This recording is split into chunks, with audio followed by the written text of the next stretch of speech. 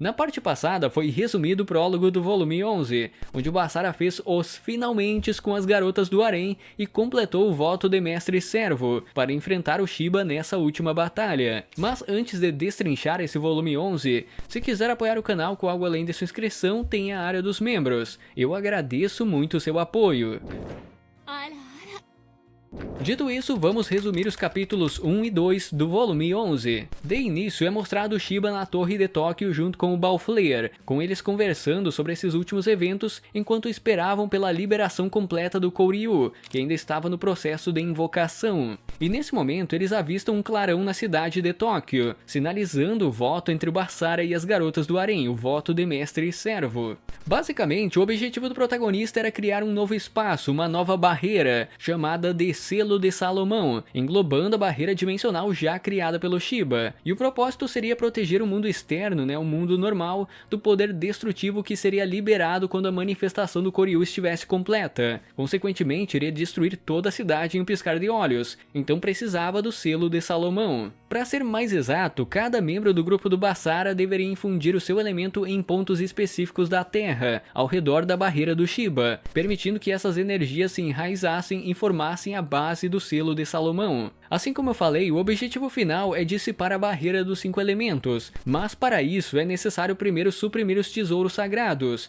que são a fonte de poder para a barreira do Shiba. É literalmente o mesmo esquema da primeira batalha. O grupo vai se dividir em pontos específicos para suprimir os tesouros sagrados. E assim como a Yuki havia previsto, 4 Killins, que são criaturas divinas, apareceram para impedir as heroínas de construir a nova barreira. O branco Sukumei atacou a Miu no oeste, o vermelho Enku enfrentou a Kurumi no sul e o preto Kakutan lutou contra a Zesto no norte. Por outro lado, a Maria ficou encarregada da posição noroeste de Tóquio, um lugar onde não teria uma dessas criaturas divinas, mas no lugar delas foi o Balflayer que assumiu a posição defensiva do local. Além disso, o grupo do Basara teve o apoio da Sheila, que havia criado um túnel dimensional ligado à própria filha, para o caso de uma emergência. Então os reforços que chegaram foram o Lars, o atual Lorde Demônio Leonhard, o Takashi, a Célias, o Galdo e o Luca. O Leonhard explicou que veio pessoalmente lidar com a insubordinação do Balflayer, que já foi subordinado dele. Ele argumenta que como seu mestre, seu ex-mestre, é responsabilidade assumir a culpa pelas falhas de seus ex-subordinados, e resolver o problema discretamente antes que se torne um escândalo que ameace a frágil aliança entre as facções do submundo. Então as duplas ficaram assim, a Maria e o Leonhard contra o Balflayer e a Legião, a Zesto e o Luca contra o Kakutan, a Kurumi e o Galdo contra o Enku, a Miu e o Takashi contra o Sukumei e o Byaku, a Yuki e a Celis contra o Shouko, e por fim o Basara e o Lars contra o Shiba e o Kouryu. Lembrando que com o voto de mestre servo, isso elevou o nível de poder não só do Basara, mas também das garotas, estando em pé de igualdade com as criaturas divinas. Talvez com eles estando em uma classe Deus, talvez, é uma possibilidade. Começando pelo lado da Yuki, com a chegada da Celis a estratégia mudou completamente. De início, a Celis usou sua magia de terra para construir uma muralha no fundo do rio Edo, cortando o fluxo de água que fortalecia o Shouko. E por ter secado esse canal de água, acabou fortalecendo o elemento do metal da Yuki, através da compatibilidade, assim invertendo completamente a vantagem anterior no combate. É bom também deixar claro que a Celis estava usando uma réplica da espada Georgios, já que a outra havia sido roubada pelo Shiba anteriormente para criar essa barreira. E para derrotar a criatura, a Yuki liberou um ataque de 72 lâminas de energia do elemento de metal, e a Celis usou seu poder para amplificar massivamente esses ataques através do elemento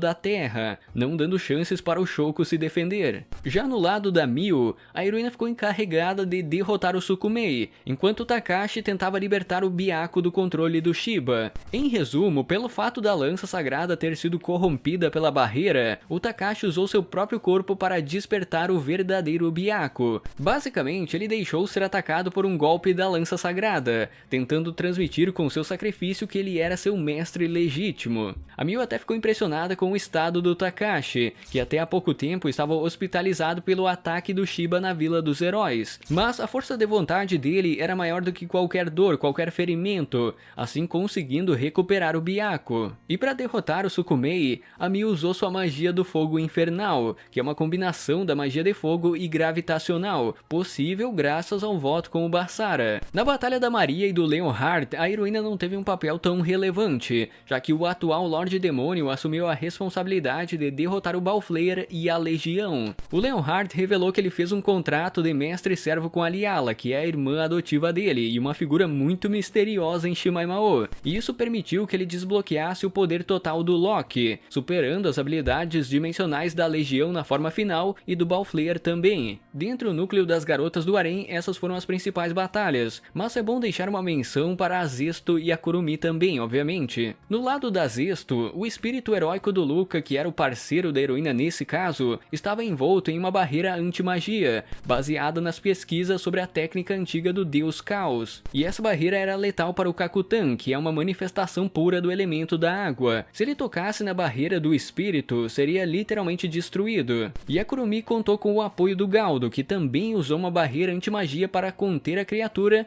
e usou suas chamas para absorver o Enku. Com isso, o selo de Salomão tomou forma e englobou a barreira dimensional do Shiba. Então, por parte das heroínas, estava tudo correndo como planejado. Dito isso, o nosso foco agora será no capítulo 2, que é o clímax de tudo, de toda essa batalha, sendo o lado do Basara e do Lars contra o Shiba e o Koryu. De primeiro momento, o Basara e o Lars notam a forma monstruosa do Shiba na torre de Tóquio. A manopla mágica do Regenleif não cobria apenas os seus braços, mas havia se espalhado por todo o seu corpo como uma armadura orgânica, com o vermelho sendo a cor predominante, branco, preto e azul, representando fogo, metal, madeira e água. O Shiba permitiu que o deus Regenleif corrompesse completamente o seu corpo e mente, para extrair todo o seu poder no processo, mas ainda manteve sua consciência. Fora que ele estava sincronizando o seu poder com o Koryu, buscando absorver o poder da compatibilidade dos 5 elementos dos 4 deuses. Basicamente, o Basara concluiu que o Shiba está praticamente perfeito, na sua forma completa e perfeita, possuindo um poder absoluto para dominar toda a criação. E aqui iniciamos a batalha final de Shimaimao. Tudo começou com um ataque do Koryu destruindo a parte superior da torre, mas não afetando diretamente o protagonista e o seu parceiro. No caso, o Basara ficaria encarregado do Shiba e o Lars ficaria com o dragão, assim dividindo a batalha. Nisso, o Koryu começou a sentir a falta de poder, muito provavelmente relacionado ao lado das heroínas, que controlaram a situação nos pontos chaves da barreira para criar o selo de Salomão,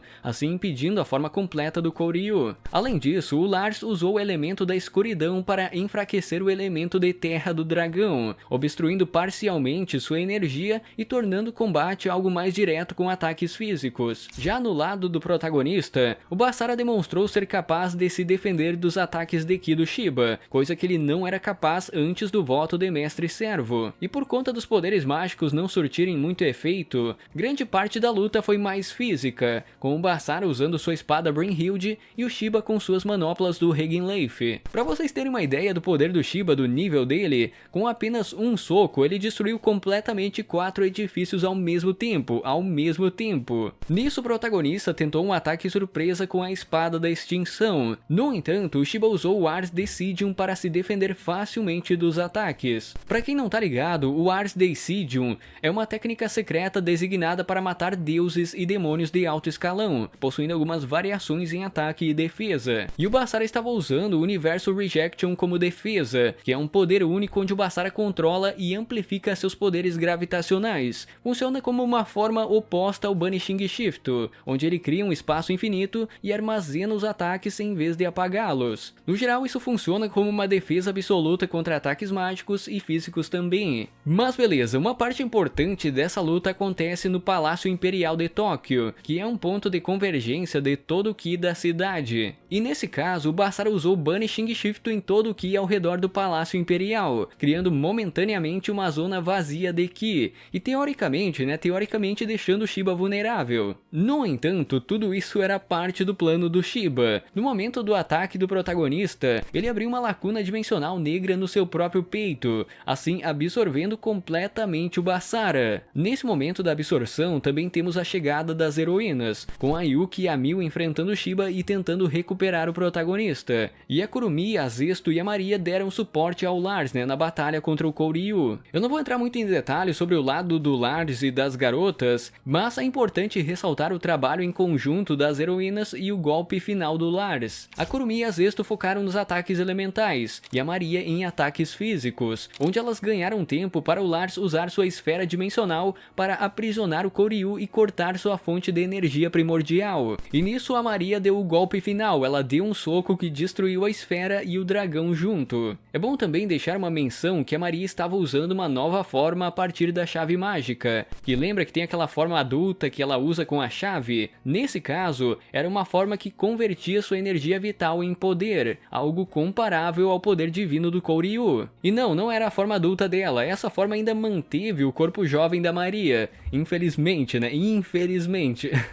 Mas beleza, voltando para o lado do Shiba, a Miu e a Yuki completaram com sucesso o objetivo delas, de enfraquecer o Shiba e usar a magia gravitacional da Miu para libertar o Basara. Por conta do protagonista ter herdado a habilidade de manipular magia de sua mãe, a Safira, ele sentiu a onda gravitacional e permitiu que a Miu o puxasse para fora da dimensão dos Kegares. Basicamente, o voto permitiu que seus poderes se conectassem através de dimensões diferentes, superando a barreira que os separava. Por fim, temos de um lado o Shiba possuindo múltiplas fontes de poder, sendo o Ars Decidium, o Ki dos 5 elementos herdado do Koryu, e os Kegares da corrupção, né, da sua dimensão infinita, podendo alterná-las ou usar ataques normais como isca. E do outro lado, o Basara, que foi afetado pela corrupção dos Kegares por ter sido absorvido, que é basicamente um veneno para o corpo dele, mas ainda mantinha o seu trunfo, que era o Banishing Shift. No entanto, enquanto o protagonista estava na dimensão dos Kegares do Shiba, na escuridão infinita, ele aproveitou a oportunidade para eliminar a alma do Reginleif e cortar a fonte infinita de Ki dele. Então tudo ficou para ser decidido em um ataque entre dois conceitos, com o Shiba usando a lâmina Totsuka, uma arma criada a partir do Ars Decidium,